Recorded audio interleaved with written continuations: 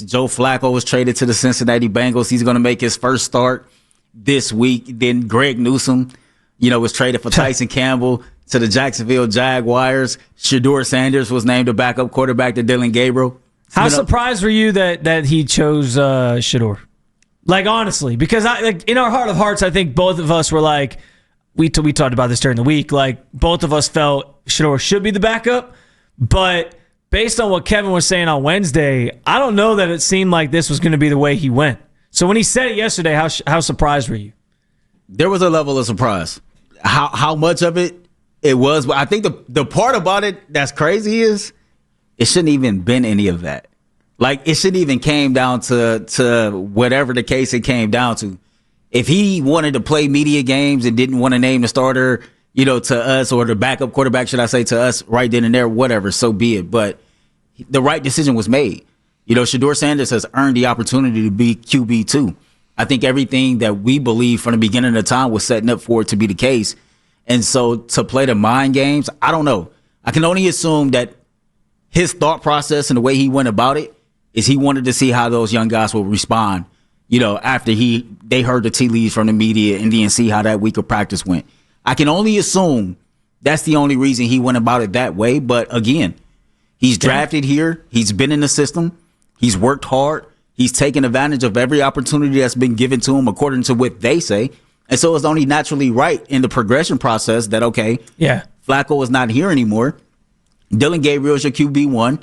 And now Shedeur Sanders is your QB2. It makes sense. I'll tell you my level of surprise, because I had a story prepped that was all about like him making Zappy the backup. And that tells you how surprised I was, because I was anticipating, and it was just reading tea leaves. Like, I thought it should be Shedeur, but it was reading the tea leaves of Wednesday when he talked, and he basically said, I got to think about what's best for the players and their development and the team. And when he talks about players and development, I was like, oh, he's talking specifically about like Shedeur. Like he's trying to think about what's best for his development. And is it right now to put him out there as the backup quarterback and know he's one play away from entering a game? And if they don't think that, then they're going with Zappy. Like, if he can't say it today, he's not going to say it. Like, he's going to make it Bailey Zappy. And so I was definitely surprised when he said Shedeur. But what I will say is this: like, there's been so many conversations about, because I do believe, listen, we've heard it pop back up again, and I think it's one of the most ridiculous takes ever. The idea that the Browns are somehow trying to sabotage Shedeur Sanders' career. Like, what? I don't know where that garbage comes from. Why would they have drafted him in the 5th round? Used a pick on a guy who does come with a little extra. Like, there is definitely more attention given to a player of his stature and his status, where like you're inviting some extra things into your locker room. Why do that if your plan is just, you know what? We're going to sabotage this guy. This is a franchise that hasn't been able to find a franchise quarterback since the 90s, man. Like what are we talking about here? They've had Dylan Gabriel's the 41st quarterback to start for this team since the team returned in 99. Like they're desperate for a quarterback. You think they're wasting time trying to sabotage a guy? Like, no. So I think that's all nonsense. But as we hear about like Stefanski trying to protect his players and, put them in the right situations, I also think, though, like, if he hadn't named, like, Twitter would have melted down. The fan base would have melted down if he hadn't named him the backup. And I think, like, as you think about him protecting his players, there's also a level of protection where it's like, listen, if you think Dylan's been doing all the right things behind the scenes, and then you tell us that Shedeur's doing all the right things that he's being asked to do, how is it that I get if he was the starter, you got to prepare him for the week to start. Like, it's different in that world. Or in that sense. But there's also a level of protecting Shedeur from, like, if you had named Bailey Zappe the starter, I think that would have then just given more momentum to all these conversations about, well, he's not, like the Rex Ryan stuff, which is also nonsense. Like, well, he's not sitting in the front row of meetings. He's clearly not doing the right things. If Dylan Gabriel's gotten to this point and he's been good enough that he can become the starter, why hasn't Shedeur done enough to become the number 2 guy? I think that's what people would have ran with. Not that would have necessarily been true. And so I think naming him the backup makes the most sense in terms of, like, where this team's at. They're clearly thinking about the future now. I'm not saying they're going to, like, tank per se, but I do think they're trying to think about what do we have in these 2 guys and try to figure that out. But also, making it clear that, like, Shedeur is doing the right things and they've seen progress from him. Because if you hadn't seen that, or you gave credence to the idea that wasn't happening, I think it would have been just a huge sideshow, and people would have kept talking about it as like, well, this is why he's not the guy, because he's not doing the right things in the meetings, clearly. But I don't necessarily even think that's true. I think sometimes this is more about Kevin Stefanski than it is Shedeur Sanders. I think that Kevin Stefanski could be possibly living in his fears or not trust his own process. You go back to what happened with the DTR debacle, how DTR didn't know that he was going to be named the starting quarterback. You know, he's thrown into this situation, and it didn't look good at all. His career never panned out to be anything, and now he's out the NFL. And a lot of people could say, well, Kevin Stefanski and crew failed to prepare, failed to develop. They just failed him all the way around the board.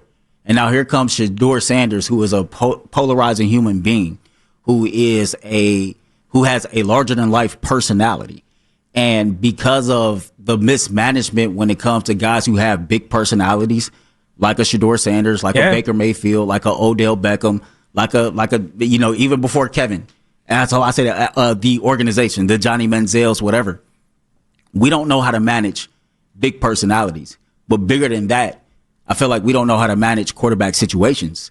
And I believe because of how bad the DTR situation went, that Kevin Stefanski could be living in his fears. I can tell you this, Shedeur Sanders is no DTR.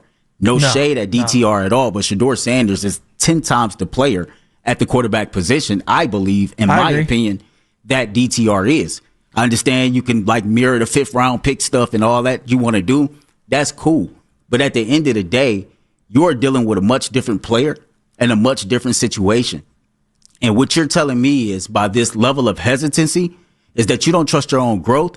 You don't trust your own process. Yeah. Because I don't want to buy into the BS like you don't, that he's not ready and he's not prepared. He's been here since April. And if he's not ready, if he's not developed to this point, stop trying to put every single thing on Shedeur Sanders. Because I'm going to tell you this, Tommy Reese is in that building. Right? Yeah. Musgrave is in that building. Kevin Stefanski is in that building. The coaches on this team are charged with the job to grow, develop talent, put together game plans. It's your job to coach. That is your job. And so if you're telling me at this point that you don't think he's ready, that's not all on him. That's on you as well. This is well said, Earl, because I think this is kind of where I was trying to get to with this too. Like the idea that like if at this point, if he wasn't ready to be the backup and Dylan was at this point ready to be the starter, and we know that Dylan is more of, quote unquote, the guy, like that's the guy that they really wanted, the guy that they had really good meetings with, that they kind of had their eyes on in the draft. Can you really tell us that you're prioritizing both quarterbacks' development if only one of them has like seen himself sort of climb the depth chart and the other one's stuck behind Bailey Zappi, who at this point we know who Bailey Zappi is in this league? You know what I'm saying? So I think that's well said on, you know, because I don't get the indication that Shedeur is doing things. Like, you can say what you want about, you know, the way he draws attention. Like, he clearly is an attention. He grabs headlines. He's a headline. Not intentionally. That's on other people. Not intentionally. You get what I'm saying. Like, he's a polarizing player. So clearly, like, there's that part of it, and you can say what you want about that. That doesn't mean he's not equipped to be a quarterback in this league, though. And it's the behind-the-scenes stuff. Like Rex Ryan saying he's not sitting in the front row meetings, and then there's, like, clips being shown of him in meeting rooms where he's, like, sitting front row. Like, that stuff to me looks like it's been happening. So at that point, it does become, I think, a question more of why, like, are you even prioritizing his development if he still hasn't gotten to a point right now where he can be your backup quarterback, but you're willing to make the other rookie the starting quarterback? And I get there's different levels of, like, you know, Dylan might be more quick at processing things and, like, you know, learning the playbook. Like, those things 100% could be true. But at this point, Shedeur has had plenty of time to, you know, get in there, learn things. He's had 5 weeks as the emergency third quarterback. Like, there's been enough there tangibly for him to get there if you're going about it the right way. And you've kind of slow played it with him to this point. So I'm with you. Like, I think on some level, if he hadn't named in the backup, there could have been questions asked about, you know, how much they're actually prioritizing his development over Dylan Gabriel's, and that's fair. Shout out to my guy, Daniel Oyefusi, man. He wrote a great article on ESPN. He talked about how Shedeur said he seen the light at the end of the tunnel. I thought this quote was great from Shedeur. We're going to make sure that we do everything we can to make sure Dylan's ready for the game. whatever that means each and every day, even when Joe was the starter, preparing the right way and being ready to know that you could get out there at any point in time. I am overly confident within myself. I know when I first got here, I'm ready to play, but it's up to the coaches. And whatever decision that they make then, I'm fine with. And I thought that was well said by him. And I believe that he has the uber confidence in himself to get out there and perform. But I also believe that he's a class act and have everything he needs inside of him to be a supportive teammate to Dylan Gabriel as well. Yeah, listen, I mean, he's been doing that to this point already. I have no doubts about that. I continue to feel like Shedor's handled everything the right way. And so I think this is warranted for him. I'm glad it's happening because, frankly, Earl, you traded Joe Flacco this week. I understand that, you know, the players on the team are still saying they see the team trying to prioritize winning still, and that's fine. But clearly, like, this is now about these rookie quarterbacks. And if you were going to tell me that it was Dylan Gabriel and then Bailey Zappi as the backup and you were going to even waste time with that being the setup in this room, I think they would have been doing themselves a disservice. Like, this is the combo that makes the most sense. Dylan, Shedeur, you got him the rest of the way, and we get to see what these guys kind of bring to the table and if there's anything viable there to build around moving forward.